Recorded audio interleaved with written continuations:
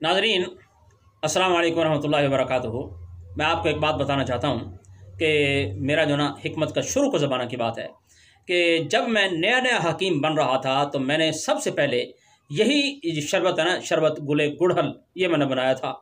और मुझे इस शरबत का नाम बहुत ज़्यादा भाता था, अच्छा लगता था। यानी शरबत गुले गुड़हल, मैं मुंह भर के शरबत का नाम लिया करता था मोहब्बत की वजह से। और इसी जो ना नाम के मोहब्बत की वजह से मैं ये शरबत बनाने पे मजबूर हो गया।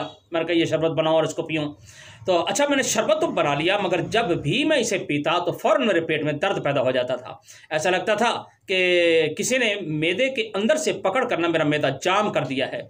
मैंने इसकी शिकायत अपने ताया जी हज़रत हकीम अब्दुल समद साहब रहिमहुल्लाह ताला को की, तो उन्होंने फ़ौरन फरमाया कि अव्वल तो तुम शरबत ज़्यादा मिकदार में पी रहे हो, और दूसरा इस शरबत में आपने लीमू का पानी नहीं डाला होगा। मैंने अर्ज़ की ज़्यादा मिकदार वाली बात तो ठीक है, लेकिन जिस हकीम साहब से मैंने ये नुस्खा पूछा है ना, उन्होंने मुझे लीमू का रस डालने का बताया ही नहीं।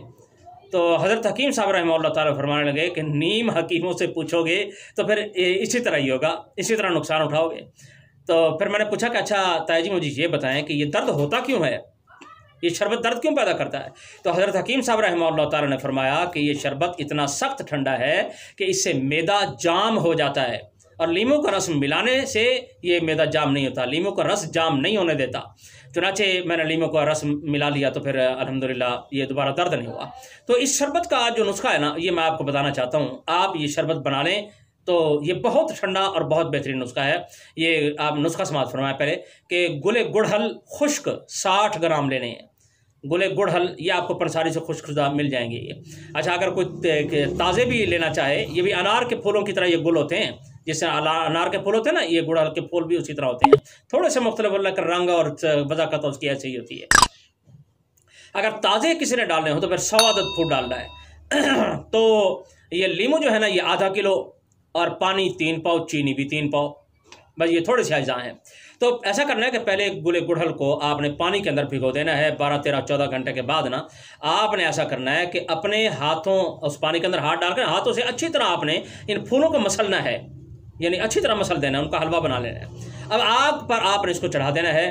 अब जब ये पानी जो है ना ये 1 पाव रह जाए तो अब आपने इसे नीचे उतार लेना है, ठंडा होने पर कपड़े से छान लेना है, और इसके अंदर आपने चीनी डालकर दोबारा आग पर चढ़ाना है, इसको पकाना है। जब एक जोश आ जाए तो उस वक्त आपने ऐसा करना है कि इसके अंदर जो लीमू है ना, लीमू का रस निकाल के जितना भी रस निकले सारे का सारा उसके अंदर डाल देना है।